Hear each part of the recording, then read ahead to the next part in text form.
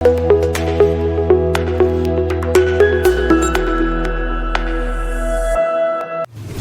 જો કે કેનેડાની વાત ચાલતી હોય ને તો સૌથી પહેલી વાત એ નીકળશે કે ક્યાં રહે છે? ટોરેન્ટોમાં રહે છે. તો બસ આજે આપણે જાણીશું ટોરેન્ટો શહેરની કેટલીક અજાણી વાતો. ગુજરાતીઓએ નહીં માત્ર ભારતમાં પરંતુ વિદેશમાં કાઠું કાઢ્યું છે. ગુજરાતમાં આણંદ હોય કે ખેડા કે પછી મહેસાણા, અહીંના હજારો લોકો અને તેમાં પણ સૌથી વધુ ચરોતરના પટેલ સમાજના લોકો, મહેસાણા અને સૌરાષ્ટ્ર ઉપરાંત સૌરાષ્ટ્રથી સુરત વસેલા વિવિધ સમાજના લોકો ઉત્તર અમેરિકા ઉપર પસંદગીનો કળશ ઢોળે છે.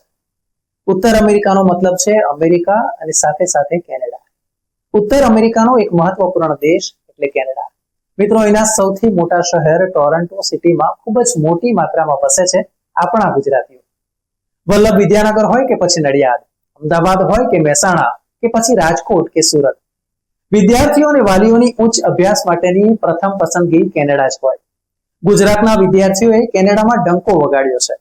નહીં માત્ર શિક્ષણમાં પરંતુ કેનેડામાં ઉચ્ચ અભ્યાસ કર્યા પછી ત્યાં બિઝનેસ સ્ટાર્ટઅપ કરવામાં પણ ગુજરાતીઓ માહિર છે. ત્યાંના ગોરાઓને પણ ગુજરાતીઓ માટે માન છે.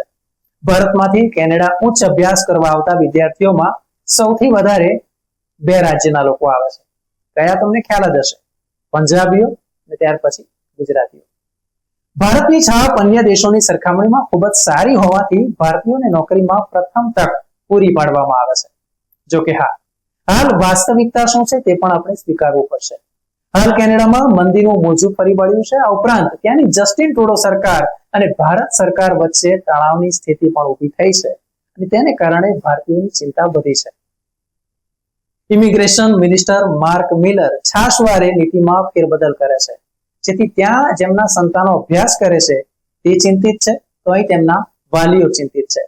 એક સમય હતો કે જ્યારે ત્યાં કોઈ પણ વિદ્યાર્થીને સરળતાથી જોબ મળી જતી હતી, ત્યારે મિનિમમ વેજીસથી તેમનો ગુજારો થઈ જતો હતો. પરંતુ હાલમાં સ્થિતિ એ હદે કફોડી બની છે કે આપણા જ ત્યાં રહેતા યુવાનોને નોકરી માટે દર ભટકવું પડે છે. ફરી થોડી હળવી વાત કરીએ.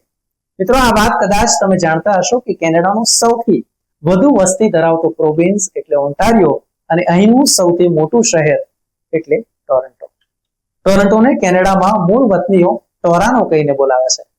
ટોરન્ટો એ સમગ્ર કેનેડાનું સૌથી મોટું અને સૌથી વધુ વસ્તી ધરાવતું શહેર છે. જે દર્શકો આ વિડીયો જોઈ રહ્યા છે તેમના જ કોઈક ને કોઈક સગાવાલા અહીં ટોરન્ટોમાં રહેતા પણ હશે. વસ્તીની દ્રષ્ટિએ જોઈએ તો સમગ્ર ટોરન્ટોની વસ્તી વર્ષ 2024 અનુસાર અંદાજે 28 લાખ છે. દેશ વિદેશના લાખો પર્યટકો અહીં પ્રવાસે આવે છે અને વિશેષ અનુભવ અને યાદો લઈને જાય છે. મિત્રો, ટોરન્ટો શહેર ઉચ્ચ શિક્ષણ માટે વિશ્વમાં પ્રચલિત છે. અહીંની કોલેજો અને યુનિવર્સિટીમાં હજારો ભારતીય વિદ્યાર્થીઓ ઉચ્ચ અભ્યાસ કરે છે. તો વળી અહીંની કોલેજો માટે આવકનો મોટો સ્ત્રોત પણ છે. જો વિદેશી વિદ્યાર્થીઓ અહીં ના આવતા હોય તો અહીંની મોટાભાગની કોલેજોને તાળા વાગી જાય તેવી સ્થિતિ છે. મિત્રો, આપણે થશે કે ભારતમાં તો કોલેજો અને યુનિવર્સિટીની અંડરમાં આવતી હોય છે. તમે બરાબર સમજ્યા. કેનેડામાં તેવું નથી. કેનેડામાં કોલેજ અલગ છે, યુનિવર્સિટી અલગ છે. કોલેજની સરખામણીએ યુનિવર્સિટીનું મૂલ્ય ત્યાં વધારે ગણાય છે. ટોરન્ટોમાં ધોરણ 12 પછી અને ગ્રેજ્યુએશન થયા પછી આવતા વિદેશી વિદ્યાર્થીઓનું પ્રમાણ પણ ખૂબ જ ઊંચું છે. ભારતના પંજાબીઓ અને ગુજરાતીઓની આ શહેર એક પહેલી પસંદ કહી શકાય.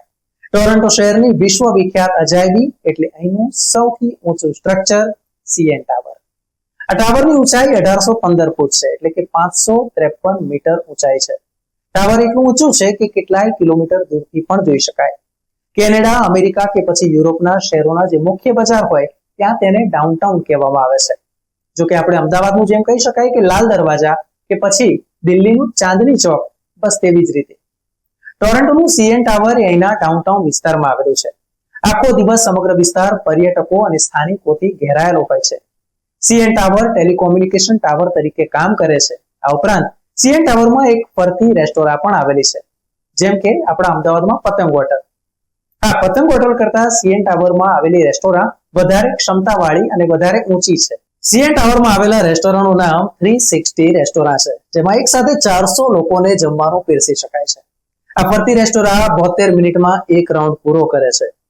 ઊંચાઈની દ્રષ્ટિએ જો વાત કરીએ તો દુબઈનું બુર્જ ખલીફા બિલ્ડિંગ એ વિશ્વમાં પ્રથમ ક્રમે આવે છે અને ત્યાર પછી બીજા ક્રમે સીએન ટાવર આવે. સીએન નો મતલબ થાય છે કેનેડિયન નેશનલ.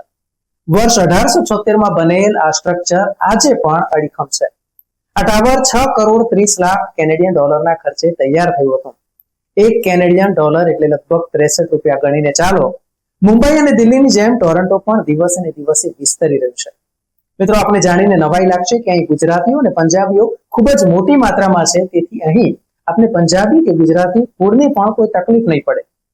ખમણ, મુઠિયા, થેપલા, ઢોકળા, દાબેલી, વડાપાઉં, ખાખરા કે પછી ઊંધિયું, જલેબી કે ફાફડા આપણને મળશે. હા, કેનેડામાં હોય એટલે સ્વાભાવિક છે કે તમારે પેમેન્ટ કેનેડિયન ડોલરમાં કરવું પડશે, એટલે ખિસ્સા થોડા હળવા કરવા પડશે, જે પર્યટકોને થોડા આકરા લાગી શકતા હોય છે. પણ હા, અહીં વસતા તમામ લોકો એક ભાગ ફૂલ બ્રેકફાસ્ટ લઈ લેશે કે નાસ્તો લઈ લેશે અને ત્યાર પછી લંચ સ્કીપ કરતા હોય છે અને પછી સીધું જ ડિનર. દૂધ અને મિલ્કશેક, બનાના શેકથી મોટાભાગના લોકો સવાર પસાર કરી લે છે. એટલે કહી શકાય કે એક સમયનું ફૂડ તેઓ સ્કીપ કરે છે.